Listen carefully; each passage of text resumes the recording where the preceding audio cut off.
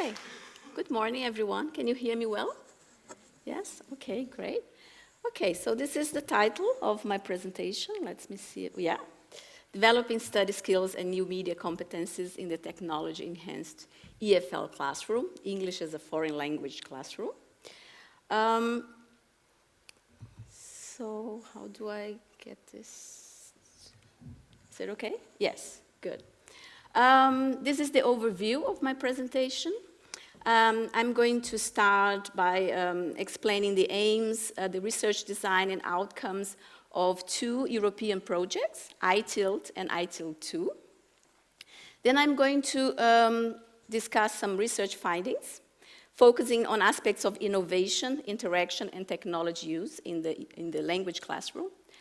And then I'm going to show you some illustrative examples of language learning tasks that have been developed and investigated in the framework of these two European projects, focusing on aspects of new media literacies, for example, multimodal critical and visual literacy, media-based communication and collaboration skills, but also on the aspect of the contributions of this language learning task for the development of learner autonomy, focusing on reflective language learning and self-analysis.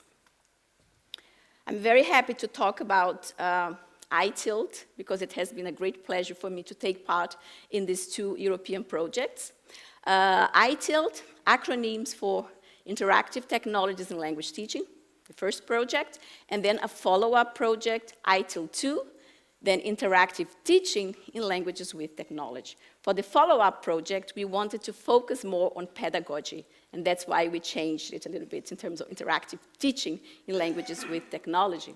So these two projects, they were funded under the Lifelong Learning and Erasmus Plus programs, and both of them focused on the integration of new technologies in the language classroom. Not only English as a foreign language classroom, but different languages. I worked together with 7 partners from different European countries. For example, Turkey, UK, France, Netherlands, Belgium. I knew I would forget someone. Okay, but then I will see if I can remember later on. Okay, good. So what were the aims of ITILT and ITILT2? First of all, we wanted to help language teachers make the most of interactive technologies.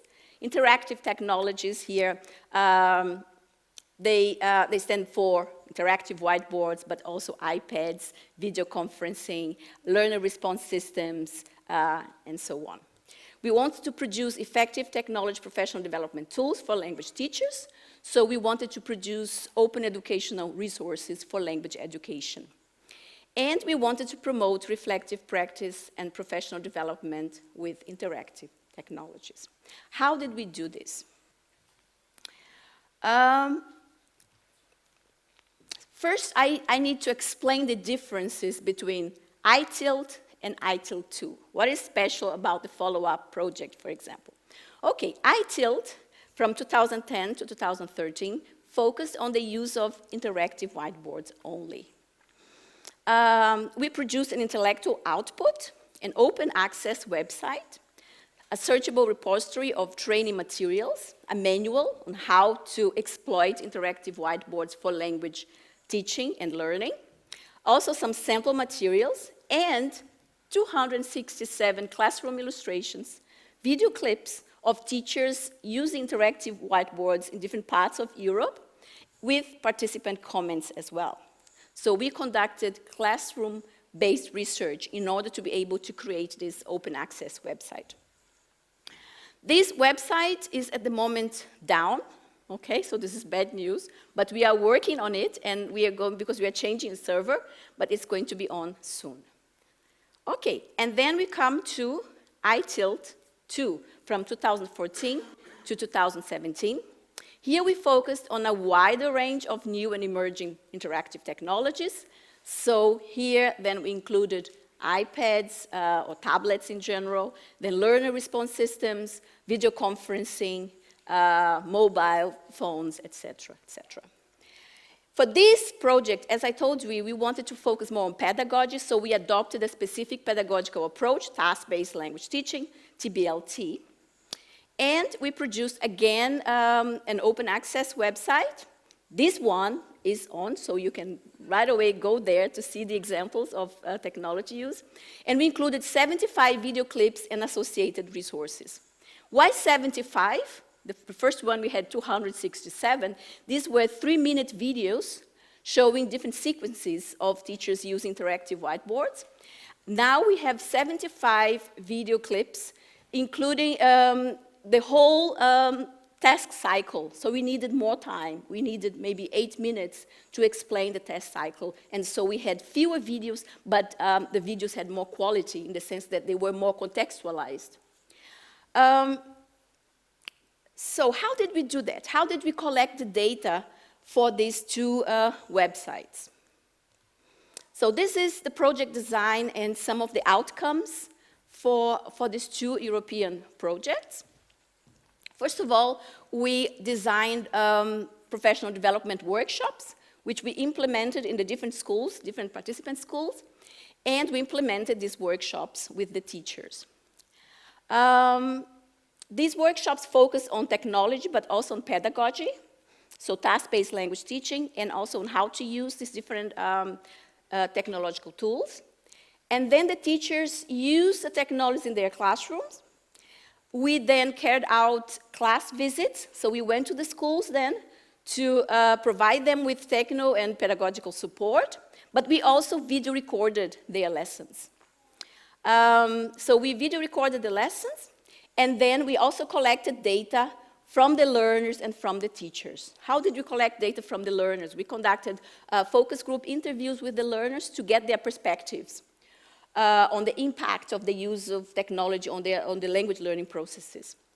And we also conducted video simulated teacher interviews with the participant teachers. So we watched the video recorded lessons together with the teachers, and they made comments on their lessons, what they would have done differently, what worked really well, and then we, of course, recorded and we collected lots of data on the teachers' perspectives as well. Then, together with the teachers, we selected some videos that would then be shared with other teachers through the websites. We created then the open educational resources, right? So for ITILT 1, we created 267 videos from 81 lessons by 44 teachers of 6 languages in 7 countries at 4 educational levels. And for ITIL 2, we created 75 videos from 31 tasks, because now we are focusing on language learning tasks, by 23 teachers of 4 languages in 5 countries at 3 educational levels. So basically, for ITIL 2, we wanted to have a stronger focus on pedagogy by providing the teachers with training on task-based language teaching, and we wanted to use a wider range of technologies, of course. Okay. So if you look at our website, you're going to see the so-called practice reports. So we are not only sharing the video clips, because sometimes video clips can be very decontextualized and teachers cannot make very good use of them.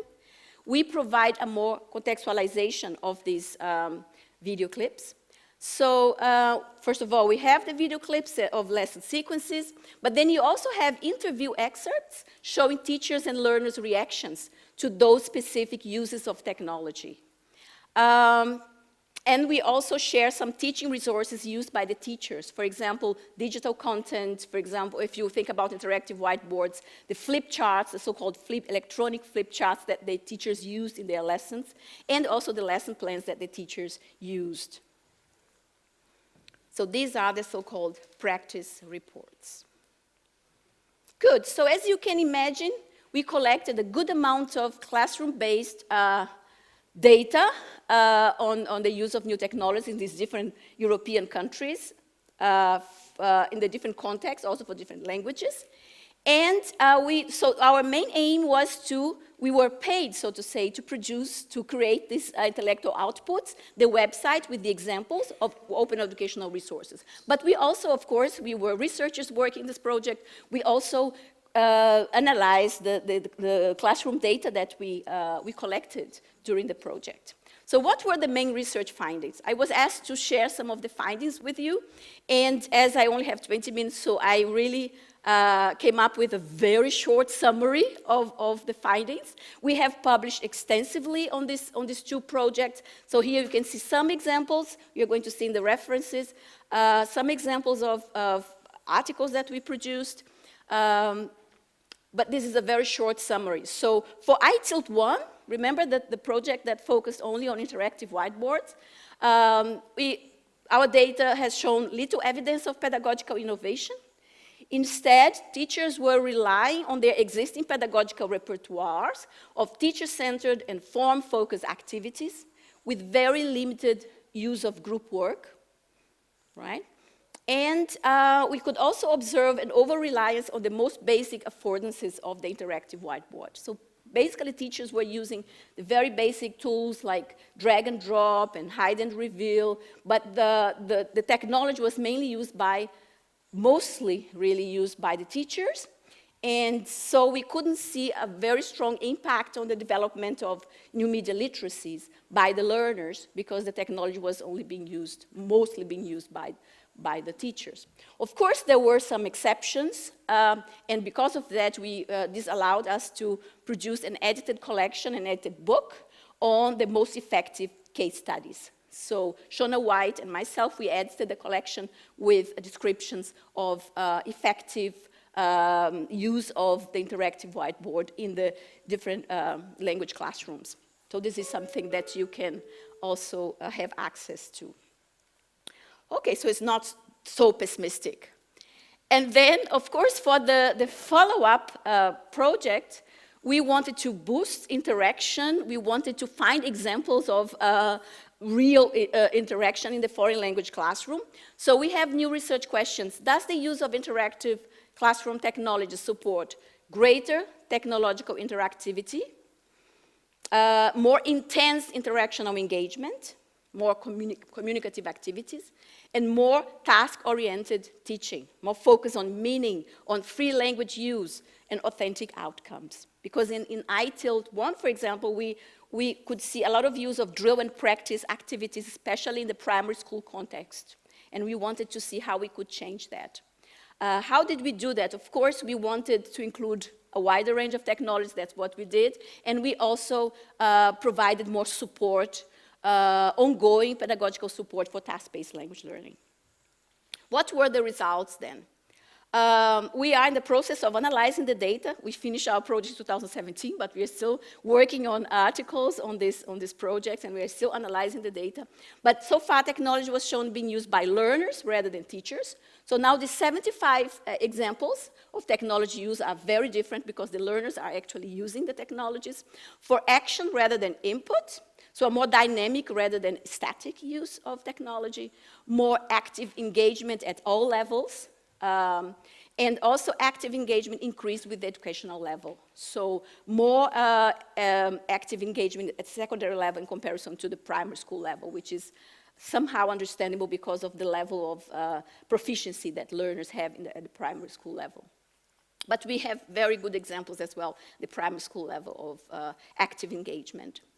Of course, now we could then identify a stronger impact on the development of new media literacies, right? Because now we can see the learners actually being more engaged in the activities, and then this allowed them to then get to know the technologies better, and then they were able to exploit these technologies for their own learning. Okay, so this is just a very short summary of what we found out. So in ITIL 2, we had better results. I want to spend more time focusing on the tasks. That's what I promised in my abstract. That's why I've been so quick in providing you with this context. So I'm going to show three examples, illustrative examples of language learning tasks that we developed and investigated in the framework of the project. And I'm going to place special emphasis on the development of new media literacies as the learners were engaged in completing these tasks. So here I have an example, going shopping abroad. So Here I have an example of virtual exchange or telecollaboration. You can call it telecollaboration or virtual exchange. So we have here primary school children working at different stations, and in one of the stations they can go to the interactive whiteboard and they can then interact with children from France. So we have a French group and a French German group interacting with each other using English as lingua franca. Okay? So here we have third graders interacting online. This specific, we developed different tasks for this context, for this telecollaboration, but this is just one example. Learners could then go shopping abroad. So in this case, in this picture, you can see two French children then interacting with a German child, and then the French children are buying something, right? So here we used an interactive whiteboard plus video and audio link plus screen sharing. So they are sharing the screen, so they can see each other's screen and they can share the screen. And so the French children, the German child says, hello, can I help you? And then the French children say, yes, can I have, or I'd like this and that. And then they buy things from this Rewe supermarket with very, cultural products, so to say, very common products that you can find at Rewe, for example, the pretzel. And then they buy these products, and then the German child can then drag and drop the elements into the shopping cart, right? So there is this live communication, and then they can show that they understood what the children in France said. And then they can drag and drop the elements into the shopping cart. Then they can say, what is the price? And then they can use, also there is some money there, and then they can drag and drop the money as well. And then they can see each other's screens, as I said. Also, the German children then can go to Leclerc and then buy products there. This was an interesting telecollaboration project because the children got really very interested in each other's classrooms and wanted to know, for example, the French children wanted to know what the German children have in their lunch boxes, and then the German children could then show their lunch boxes and describe what. So there were many interesting aspects of this specific project and tasks that were developed in the framework of the project. And here, if you think about new media literacies, if you think about aspects of communication online, they are developing so many aspects, so many skills. For example, they had to navigate through a very complex environment in order to communicate with the French children. So a very multimodal, very complex environment. They had to learn how to use the webcam and the microphones to express themselves clearly and to be seen by the French children. They had to think about how aspects of netiquette, so how they would behave online, how they would solve communication breakdowns in that situation, right?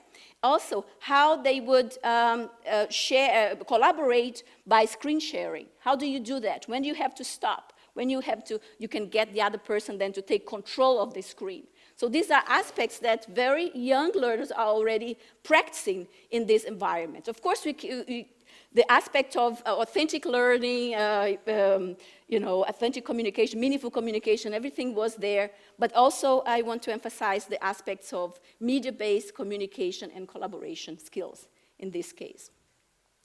Okay, and then we move on to another task.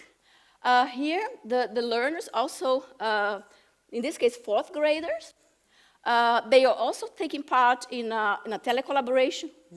They were also taking part in a telecollaboration. They had read a story called Gentle Giant's Garden, and then they had to digitize the story and share it with another class. Could be in the same school or in another country, in this case in France, but they also shared with second graders in this case. So they produced a film, okay, so by using animation with the stop motion app, and they made the characters talk by using the Chatterpix app. And here they produced we can see if you go to the website, the final products of this animation. Very interesting. Their own version of the story was then sent to the French children. And here you really see very interesting aspects of new media. They were acting as media producers. They were thinking about the language and techniques of film, right? The different phases of pre-production, creating storyboards, production, post-production, reflecting on what they had done. Also how to use audio for expressing mood, expressing emotions. So it was a very interesting project from that perspective as well of developing new media literacies. The final task I want to show today focuses on creating a virtual tour of London. So they had to make pictures of touristic sites, talk, and create a digital tour guide. So they had to take pictures of famous touristic sites in London, and then by using the Chatterpix app, they could make them talk. So they had to create their texts. They would have to think about what these touristic sites would say about themselves, and then they create the text, and then they have to read them out, or they have to record themselves as if they were the touristic sites.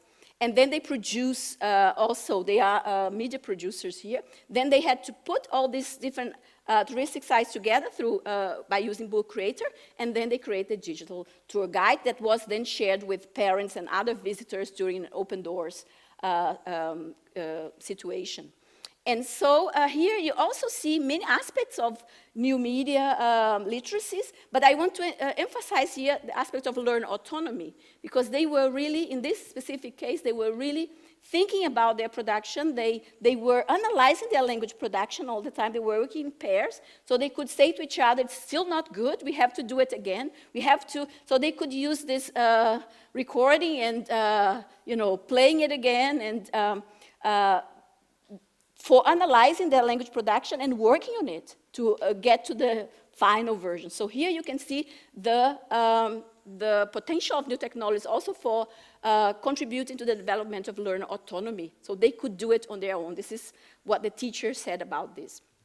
I have to finish, so I would like to conclude my presentation with some statements. Our data reveal considerable variety, both in the ways in which the technology was exploited pedagogically by the teachers and in the degree to which they changed their classroom teaching practices. So really a great variety depending on the context. And we could see, and this is obvious, our conclusion, learners are more likely to develop new media literacies in the foreign language classroom when technology-enhanced language learning is seen as an active process of creating knowledge via interaction. You could see that these activities that I have shown to you, they're authentic for the learners, meaningful, and so because of that, they were developing these new media literacies without even thinking about them, of course.